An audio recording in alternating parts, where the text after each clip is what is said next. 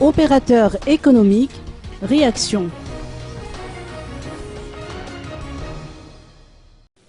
Les réactions des opérateurs économiques divergent par rapport au programme économique présenté par les deux candidats, Jean-Louis Robinson et Erezon Almapian, à l'occasion de la rencontre qui a eu lieu aujourd'hui. Certains hommes d'affaires, tels Arlal Ramanantsou, se sont montrés optimistes à l'issue de la rencontre. D'après ses explications, cette rencontre a été une occasion pour les opérateurs de mieux comprendre la vision des candidats concernant la relance économique. Pour sa part, André Beaumont, président de la Chambre de commerce France-Madagascar, a indiqué qu'il est temps pour les Interpeller, c'est un peu fort. On ne les a pas interpellés, on leur a simplement demandé s'ils seraient d'accord pour nous présenter leur programme économique. Et qu'est-ce qui nous a, amené à leur poser ces questions? C'est tout simplement... je répète, moi je suis le responsable de la Chambre de commerce franco-malgache. Donc ce qui m'intéresse, c'est les investisseurs français qui veulent venir à Madagascar.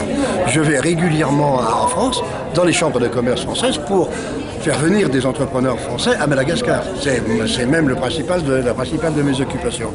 Et bien entendu, avec toutes ces histoires depuis 4 ans, il n'y avait plus personne qui s'intéressait à Madagascar. Il y a même eu, je répète, des entreprises qui sont parties. Bien souvent des entreprises chinoises, mais il y en a beaucoup qui étaient dans le textile, qui sont partis au Mozambique ou ailleurs. Donc il nous faut impérativement, dès l'instant où le processus électoral est en voie d'achèvement, il nous faut dès maintenant commencer à se réveiller. Et c'est pas quand le processus sera achevé, c'est avant qu'il s'achève. Il ne s'agissait pas de leur faire passer un examen d'entrée, hein. Il s'agissait simplement d'avoir une vue de ce qu'ils pensent de l'économie et des entreprises. Nous, on parlait pas, vous avez bien remarqué qu'on ne parlait pas de la grande économie. On parlait de l'économie des entreprises, les contrôles fiscaux, l'électricité qui se coupe toutes les demi-heures, voilà. Ça, c'est des choses simples, hein. Et ils ont des idées fatalement là-dessus. C'est ce qui nous a amenés à leur demander s'ils se prêteraient au jeu. On n'a pas eu besoin de les forcer, ils étaient d'accord pour participer volontairement. Et quel constat avez-vous aperçu par rapport à moi je crois en tout cas qu'ils ont la volonté tous les deux. Alors après, je ne sais pas, c'est des promesses électorales, on sait ce que ça vaut, hein.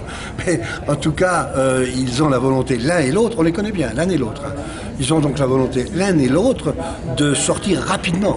Alors, on a entendu, l'un parlait d'une croissance à 2 chiffres, l'autre parlait de 7%. Enfin, on voit en tout cas qu'ils ont déjà des visions claires de ce qu'il faut faire. Alors après, il n'y a pas que ce qu'on veut faire. Il y a aussi ce que la conjoncture internationale nous autorise à faire. Et ça, des fois, ça coïncide pas. Mais des fois, ça coïncide. Et puis, si on n'y croit pas, ça ne se fera pas. D'accord? Donc, il faut y croire. Donc, vous étiez un peu rassuré par les deux? Très bien. Ouais. Moi, je vais rendre compte à mes correspondants habituels ici, d'une part, mais également en France, hein. Je vais aller au mois de décembre, bientôt, là, dans 3 semaines. Je vais aller visiter une demi-douzaine de chambres de commerce françaises. Et ce que je viens d'entendre sera répercuté auprès des gens que je verrai. Le consul honoraire de la Chambre de commerce sud-africaine à Madagascar, Louise Fox, estime quant à elle que Madagascar pourra bénéficier des aides extérieures dès lors que la crédibilité des élections nationales est démontrée. Et de toute manière, a-t-elle précisé, les investisseurs sud-africains sont prêts à collaborer avec l'État malgache, notamment dans les domaines de l'élevage et de l'agriculture.